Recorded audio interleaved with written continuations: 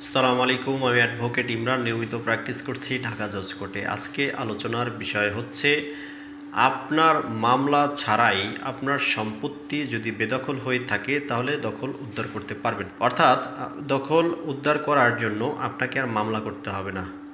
প্রিয় দর্শক, কিভাবে আপনি আপনার সম্পত্তি মামলা ছাড়াই বেদখল সম্পত্তি উদ্ধার করতে পারবেন, তাও মাত্র 15 দিনে, সে বিষয় নিয়ে বিস্তারিত এই ভিডিওতে আলোচনা করছি। তো ভিডিওটি যদি ভালো লেগে থাকে এবং নিত্য নতুন ভিডিও পেতে চাইলে অবশ্যই চ্যানেলটি সাবস্ক্রাইব করে সাথে থাকা বেল আইকনটি অন করে দিন।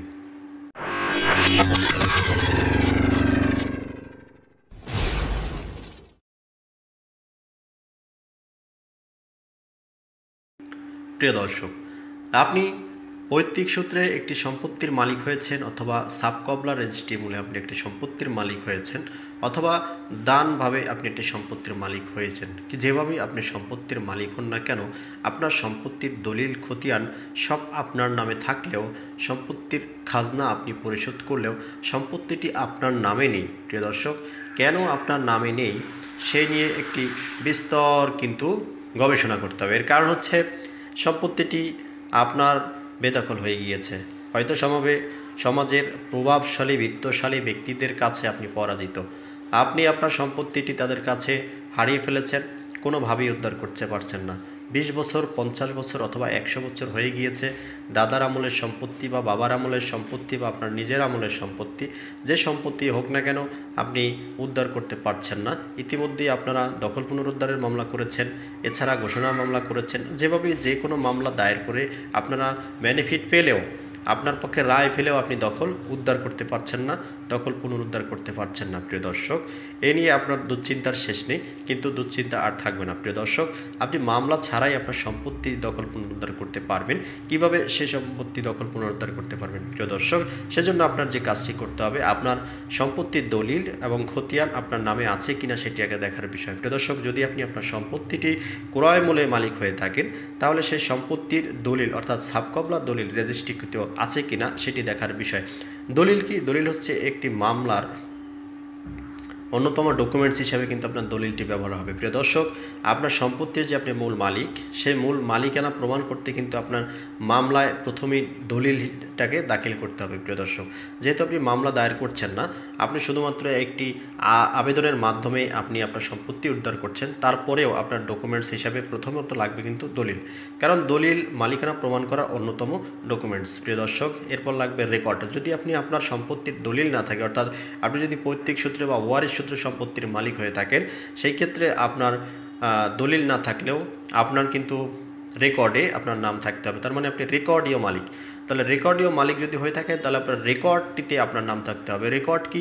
রেকর্ড হচ্ছে সার্ভে সেটেলমেন্ট কর্তৃক রেকর্ড জরিপে যে জরিপ হয়ে থাকে বাংলাদেশে 20 বছর 25 বছর পর পর, সেই জরিপে আপনার নামটি আছে কিনা। অর্থাৎ একটি রেকর্ড দিয়ে কিন্তু সরকার বুঝতে পারে সম্পত্তির মালিকানা কার কাছে আছে, কে খাজনা প্রদান করছে, সম্পত্তির পরিমাপ কতটুকু এবং সম্পত্তির ক্যাটাগরি কী। প্রিয় দর্শক, একটি সম্পত্তির ক্যাটাগরি এবং মালিকানা এবং খাজনা পরিশোধ করা সরকারের কাছে অন্যতম ডকুমেন্টস হচ্ছে কিন্তু খতিয়ান এবং অথবা রেকর্ড।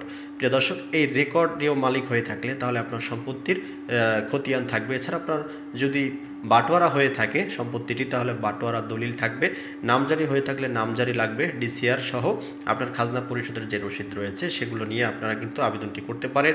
এছাড়া আপনার 1-2 কপি ছবিরও প্রয়োজন হবে। প্রিয় দর্শক, এগুলো নিয়ে তার পরবর্তীতে আপনি কিন্তু আপনার ডিসি কোড, আপনাদের প্রত্যেকটি জেলায় একটি করে ডিসি কোড রয়েছে, সেই ডিসি কোডে গিয়ে আপনারা আবেদন করবেন। প্রিয় দর্শক, যদি আপনি আবেদন করেন, আবেদনের পরবর্তীতে আপনার যে বেদখলীয় সম্পত্তি তার কাছে একটি নোটিশ প্রদান করা হবে। প্রিয় দর্শক, সেই নোটিশটি প্রদান করার পরে ওনারা ওনাদের বিবৃতি লিখিতভাবে নির্বাহী কোর্টে জানাবে। প্রিয় দর্শক, এই যে ডিসি কোর্টে আপনি আপনার বক্তব্য এবং ডকুমেন্টসগুলো সাবমিট করবেন।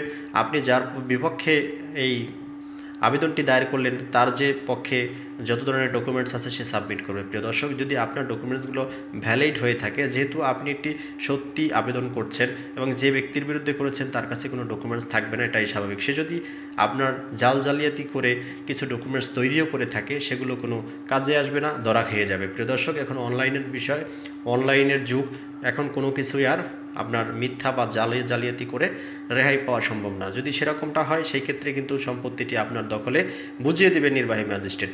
আর যে ব্যক্তি জালিয়াতি করলো তাকে কিন্তু নতুন যে ভূমি আইন হয়েছে, নতুন ভূমি আইন অনুযায়ী কিন্তু তাকে সাজা দেওয়া হবে। সর্বনিম্ন 10,000 টাকা থেকে শুরু করে সর্বোচ্চ 10 লাখ টাকা পর্যন্ত জরিমানা করতে পারে। এছাড়া সর্বোচ্চ 7 বছরের সশ্রম বা বিনাশ্রম কারাদণ্ডে দণ্ডিত করতে পারে, অথবা উভয় দণ্ডে দণ্ডিত করতে পারে। প্রিয় দর্শক, এভাবেই আপনার সম্পত্তিটি 15 দিন থেকে 30 দিনের মধ্যে আপনি উদ্ধার করতে পারেন। প্রিয় দর্শক, যে কোনো প্রয়োজনে আমি অ্যাডভোকেট ইমরান রয়েছি সবসময় আপনাদের সাথে। আমার সাথে যোগাযোগ করার জন্য অবশ্যই স্ক্রিনে দেওয়া নাম্বারে যোগাযোগ করতে হবে। ভালো লাগলে লাইক, কমেন্ট, শেয়ার করতে পারেন। পরবর্তী ভিডিও দেখার আমন্ত্রণ রইল। সে পর্যন্ত সবাই ভালো থাকবেন, সুস্থ থাকবেন। আল্লাহ হাফেজ, আসসালামু আলাইকুম।